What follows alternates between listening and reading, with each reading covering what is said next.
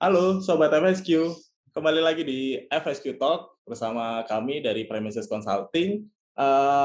Episode kali ini spesial ya, karena ini adalah kelanjutan kita memperingati World Food Safety Day ya, yang kemarin jatuh pada tanggal 7 Juni 2021.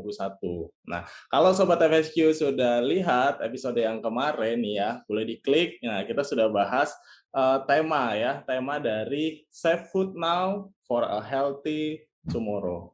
Nah, kalau dari tema ini Hesti ya, saya sedang bersama Hesti nih kali ini. Apa saja sih Halo, yang digencarkan dari WHO Hesti ya untuk peringatan tahun yang ketiga? oke.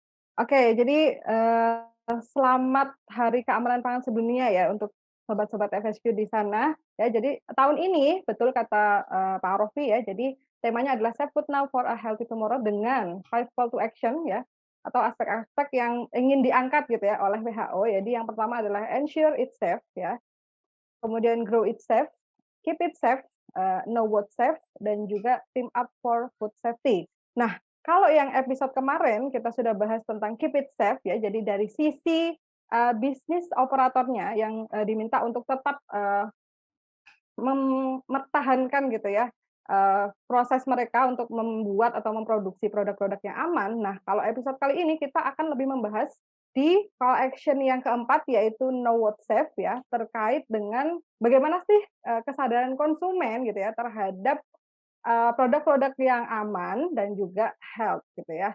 Dan kali ini Oke. kita tidak berdua ya, jadi kita Iya, kedatangan tamu betul. yang spesial gitu ya. Spesial, narasumber yang spesial ya. Tentunya tim Food Safety and Quality Premises Consulting juga. Siapa itu senior kita, Hesti? Oke, kalau dari nama lengkapnya nih cukup panjang ya. Jadi kita hari ini kedatangan, Pak Dwi Rizky Tirtasujana atau bisa dipanggil dengan Pak Rizky. Halo Pak Rizky, Oke, sudah halo hadir Pak di Rizky. sana? Boleh kita join Pak di FSQ Talk ya Pak ya? Oke. Halo, selamat pagi, Halo. selamat pagi Arofi, selamat pagi Hesti. Halo Pagi Pak, Pak selamat Rizky. Hari Oke. Keamanan Pangan Sedunia ya Pak ya. Selamat Hari Pangan Sedunia. Hari Keamanan Iya. Pangan Sedunia ya, bukan Hari Iya, Pangan ya. betul. Ada hari Betul. khusus Karena gitu hari pangan mungkin ada untuk sendiri keamanan ya ya. Pak. Ya, Hari Pangan Iya. nanti Oktober Pak, sabar Pak. Oke, ya Pak Rizky. Jadi episode kali ini ya spesial ya. Kita kedatangan Pak Rizky. Kita akan bahas beberapa topik terkait food safety yang berkaitan dengan peningkatan kesadaran konsumen pentingnya keamanan pangan, gitu ya Pak ya. Jadi beberapa yang akan kita bahas. Salah satunya pertama kita bisa mulai Pak. Mungkin Sobat FSQ di sini beberapa sudah banyak yang sudah tahu bahwa memang kalau kita mau konsumsi, mau beli, mau masak itu ya jangan sampai sakit gitu ya Pak ya. Tapi juga lebih banyak lagi mungkin yang bahkan nggak tahu gitu ya. Ketika mau beli makanan ya kalau di tokonya, di supermarket gitu ya, sudah disajikan ya mungkin mereka sudah pasti yakin kayaknya sih aman-aman saja gitu ya Pak. Apakah memang seperti itu Pak? Kalau sudut pandang dari Pak Rizky nih yang sudah berpengalaman di dunia keamanan pangan. Waduh, kayaknya kalau pengalaman sih Arofi dan Hesti ini lebih pengalaman sekarang ya. Wah, Mungkin saya sampaikan sedikit sudut pandang saya ya. Kalau dari pemahaman saya, ini kita bicara Indonesia aja ya, walaupun kita bicara World Food Safety Day, dan dari WHO juga menyarankan topik ini yaitu food safety dan health ya. Health and Nah, safety food. kalau kita bicara di Indonesia, saya rasa ada memang orang-orang yang sudah paham mengenai apa itu keamanan pangan, sadar bahwa makanan itu memang ada bahayanya dan harus diamankan dalam tanda kutip. Tapi ada juga orang-orang yang tidak, maksudnya belum paham adanya sesuatu yang namanya keamanan pangan. Karena dipikirkan kalau bicara makanan lebih kepada yang penting bisa makan dulu hari ini gitu ya. iya Jadi betul kalau Pak. kalau apa ya yang tingkat ekonominya mungkin belum mapan misalnya gitu ya. Nah, jadi hal pertama kalau menurut saya kalau kita bicara kepada konsumen, kalau kita bicara kepada konsumen terkait keamanan pangan, yang pertama harus tahu dulu, harus memberitahu dulu ke konsumen bahwa ada yang namanya keamanan pangan. Nah, kalau kita bicara dari keamanan pangan, berarti kan harus tahu dulu kalau yang namanya keamanan berarti ada bahayanya. Nah, Iya. saya rasa tidak semua orang paham bahwa makanan itu ada bahayanya. Pak. Banyak yang paham bahwa bahayanya adalah nggak bisa makan gitu. Itu yang lebih bahaya, Pak, kalau lapar urusan perut ya. Iya, iya, iya. Tapi saya Iya, mau iya. coba ilustrasikan seperti ini, yang penting buat konsumen. Misalnya ya, ada satu gedung di mana di salah satu, lantai, di satu ruangan ada katakan seorang wanita lah sendirian ya. Kemudian tiba-tiba ada, pintu itu didobrak, ada yang mendobrak pintu itu, seorang laki-laki besar gitu dan langsung si wanita tadi diambil digotong gitu ya.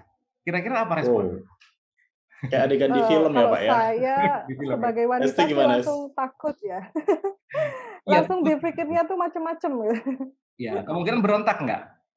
Berontak, Pak, Betul ya, berontak seperti lah. itu. Nah, tapi kalau cerita tadi ditambahkan di depannya, misalkan ini suatu gedung yang sedang kebakaran dan di lantai tadi Mmm, itu, eee, termasuk yang terkena kalau tidak diselamatkan orangnya. Nah, ini ada seorang yang merasa mencari-cari orang masih ada nggak orang yang tersisa di dalam ruangan-ruangan pada lantai tersebut. Kemudian dia menobrak satu lantai dan dia menemukan ada seorang wanita yang tidak sadar bahwa ada kebakaran dan langsung dia mhm. gotong. Nah, gitu. Kalau ceritanya ditambahkan seperti itu mungkin apalagi orang tadi yang digotong itu paham bahwa sebenarnya ada bahaya, mungkin dia nggak berontak. Nah ini, Iya.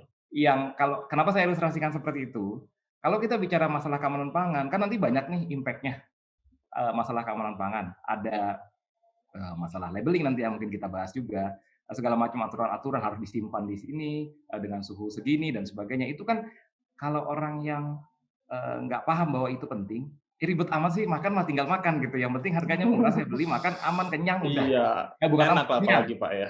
nggak bicara aman gitu. Karena tidak Iya. tahu bahwa sebetulnya hal-hal yang dilakukan oleh produsen itu sebenarnya sedang menyelamatkan orang-orang tersebut. Jadi nggak tahu ada bahaya. Mhm. Nah, menurut saya yang pertama harus dibikin aware dulu, yang dibikin sadar dulu di konsumen adalah bahwa makanan itu ada loh bahayanya, karena tidak semua orang sadar Mhm. bahwa dalam makanan itu ada bahayanya. Nah, itu saya rasa Iya. message yang mau kita sampaikan pertama kali gitu ya. Jadi kita cerita dulu bahwa makanan itu ada bahayanya.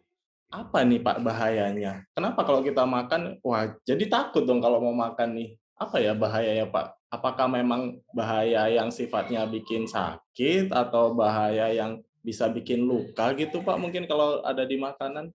Iya, iya. Kalau kita yang biasa, sebagai pelaku industri pangan, apalagi yang sudah menerapkan sistem, atau dari teman-teman konsultan, pasti kalau bicara bahaya keamanan pangan sudah sangat fasih lah ya. Bahkan merasa mungkin aneh kalau ada orang yang nggak tahu bahaya keamanan pangan. Tapi karena kenyataannya Betul. ada, makanya kita cerita di sini. Kalau secara, gampangnya ya bahaya keamanan pangan ini kan definisi mudahnya ya, supaya mudah dicerna, itu pokoknya sesuatu yang dalam makanan kalau dimakan itu menyebabkan efek buruk buat kesehatan. Efek Oke. buruknya apa ya? Macam-macam. Paling gampang gini, ingat aja kalau ada bahaya itu, kita kategorikan menjadi 3 bahaya dalam Mhm. makanan. Pertama adanya bahaya mikrobiologi, yang kedua bahaya kimia, yang ketiga bahaya fisik. Gampang ya, Oke. mikrobiologi, kimia, fisik. Ini kan kalau kita bicara nanti sistem seperti HACCP itu kan sudah umum.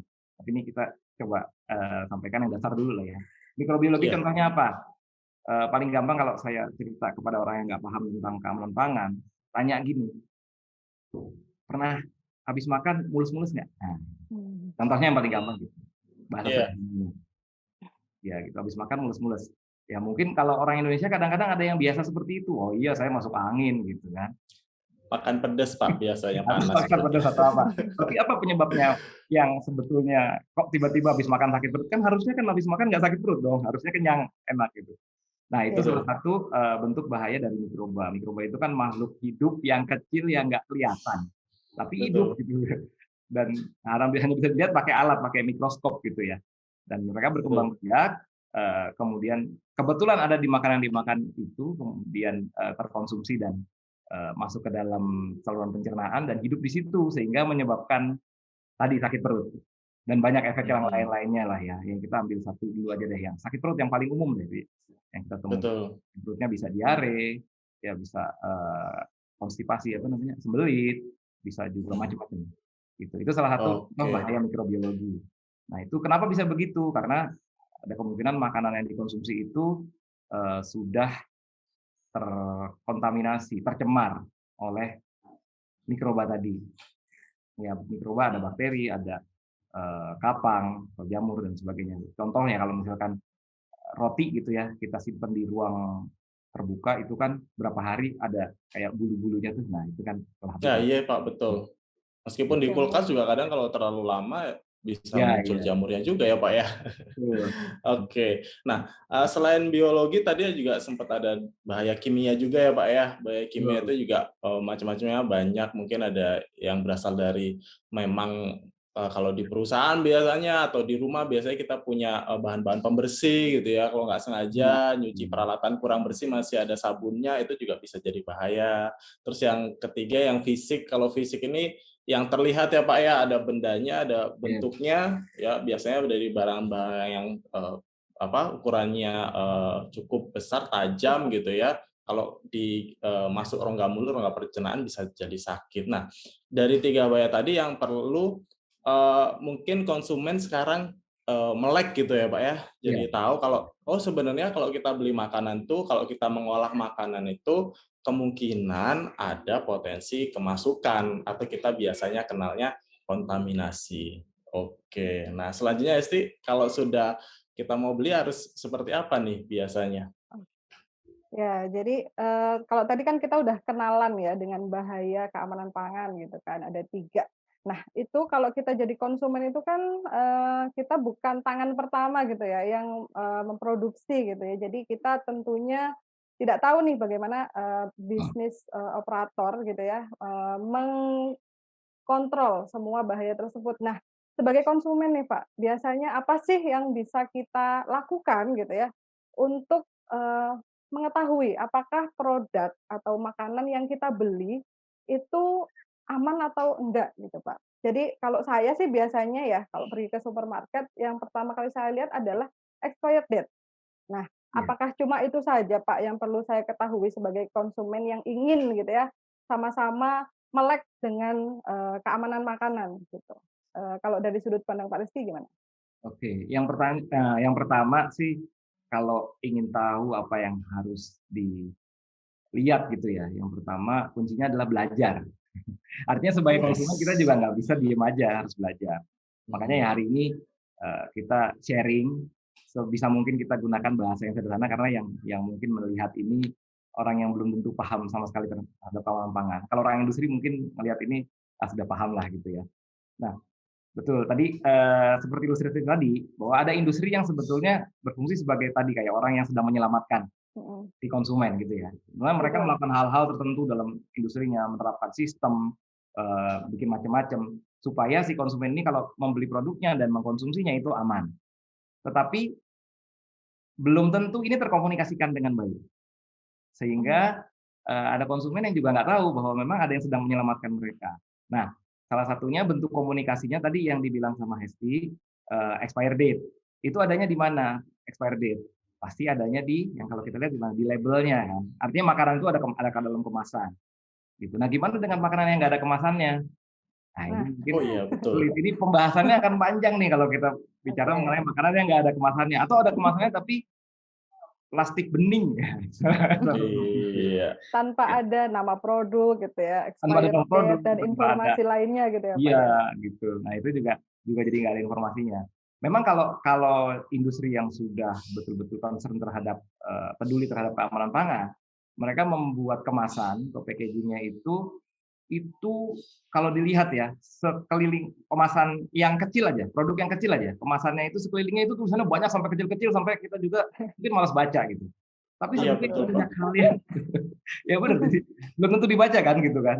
Padahal Iya, bikinnya Iya. itu juga nggak gampang, mungkin mikirnya berbulan-bulan, bertahun-tahun gitu untuk nulis sesuatu Iya, yang iya, dan betul. harus mengikuti regulasi, tempat di mana memasarkannya juga ya, Pak, ya? iya betul betul. Jadi informasinya banyak sekali sebetulnya. Yang saya bilang tadi contohnya adalah belajar, pertama adalah belajar membaca. Cara membacanya pun harus dipelajari sebetulnya buat konsumen. Karena tadi expire date contohnya, dalam kemasan kan ada tulisan expire date. Tapi tulisannya belum tentu expire date, ada yang tulisannya best before, ya kan, ada yang Iya. macam-macam lah. Kalau saya nggak salah di FSC Talk sebelumnya sudah pernah dibahas ya? Iya betul, di FSQ Talk, episode 6 nanti sobat FSQ bisa lihat apa sih bedanya expired date dan juga best before. ya. Kemudian apa yang harus kita lakukan gitu ya kalau nemuin barang-barang yang sudah expired date atau base default-nya udah terlampaui ya. Jadi jangan lupa intip video Klik kita di sini sebelumnya ya. ya. Oke. Ya, jadi yang pertama itu expired date, mungkin kita nggak bahas detail ya karena sudah dibahas di episode talk sebelumnya. Intinya kadaluarsa. Paling gampangnya kalau sudah kadaluarsa jangan dimakan. Udah gitu aja. Paling nggak buat konsumen gitu kalau saya. Terus banyak hal lagi. Contohnya lagi ada informasi nutrisi atau apa nutrition fact. Nutrition fact. Nah, Ya. yang kita lihat nutrition fact. Ini sebenarnya agak sedikit keluar sedikit dari keamanan pangan ya, karena tadi kan message-nya dari WHO adalah health and safety food ya. Jadi Betul. kalau kita bicara sedikit tentang health, di nutrition fact itu banyak informasi tentang health itu juga. Sobat FSQ. Sobat FSQ di sini kan ada yang paham juga ya bahwa kalau kita mengkonsumsi makanan yang sehat itu harus ada komposisi yang baik, misalkan karbohidrat dibanding protein dibanding lemak itu harus 40 banding 30 banding 30. Nah itu tahunya dari mana? Kalau di nutrition fact itu ada berapa kandungan protein, berapa kandungan karbohidrat, berapa kandungan lemak, kemudian juga kalori gitu ya. Kan satu orang kita tiap hari ada batasan kalori yang normal untuk orang-orang. Yang tiap orang pasti beda-beda. Tapi di situ ada yang secara umum, misalnya 2000 atau 2200 kalori gitu. Nah, kemudian makanan tersebut mengandung berapa kalori itu kita bisa lihat di situ sehingga kita tahu harus mengkonsumsi jangan berlebih dan sebagainya. Itu kalau berhubungan dengan kesehatan. Kemudian juga ada komposisi vitaminnya, ada mungkin seratnya ya kalau orang juga butuh serat seperti misalkan 25 gram sehari. Kemudian juga di situ ada angka kecukupan gizi. Jadi ada persentasenya tuh di situ. Iya, betul. Makanan ini mengandung ini berapa persen dari kecukupan gizinya. Berarti kalau mengandung 10%, berarti makannya jangan lebih dari 10 kali porsinya gitu. Makan 10 bungkus gitu ya, Pak ya. Iya, ini kalau bahas nutrition fact mungkin satu FSQ talk lagi sendiri kali ya. Wah, bisa request ya, Pak ya. Itu satu episode sendiri ya. Oke. Mungkin kita bisa lebih detail ya. Mungkin seperti dulu sekedar kita bicara mengenai label. Kemudian apalagi dalam label? Dalam label mungkin ada alergen kali ya Pak. Jadi alergen ini kan termasuk salah satu juga dari bahaya keamanan pangan gitu ya, yang masuk kategori kimia. Ya, jadi di label itu juga ada sebenarnya informasi-informasi alergen. Ya, biasanya dicetak tebal ya, dengan dicetak tebal atau dengan ada istilahnya may contain. Jadi mungkin mengandung gitu ya. Jadi kalau misalnya bahan-bahan yang digunakan oleh perusahaan itu kan sudah kompleks ya Pak ya. Sudah dari supplier mana kan ada alergen yang masuk ke situ bisa jadi may contain. Kemudian ada yang diproduksi bersama dengan produk lain yang mengandung alergen lainnya gitu. Nah, itu juga perlu disampaikan juga di labeling. Nah, konsumen juga harus sadar bahwasanya itu adalah salah satu informasi yang diberikan gitu oleh produsen kepada mereka. Iya. Kalau menurut Pak Rizky bagaimana Pak terkait alergen di Indonesia? Soalnya kan kalau di luar itu benar-benar ketat ya Pak ya, regulasi itu memang ketat dan apakah mungkin ada kecenderungan orang luar itu lebih banyak jenis-jenis alergen gitu ya, dan orang Indonesia apakah memang lebih rentan terhadap jenis-jenis alergen yang teridentifikasi? Kalau menurut Pak Rizky apakah seperti itu Pak ya? Oke, mengenai alergen ya, ini menarik nih. Ini juga bisa satu bahasan sendiri nih, karena panjang sekali kalau cerita alergen. Tapi yang utama pengen saya sampaikan kalau terkait alergen adalah belum tentu semua orang itu konsumen ya. Kita kan lagi ngobrol dengan konsumen ini, paham mengenai apa itu alergen.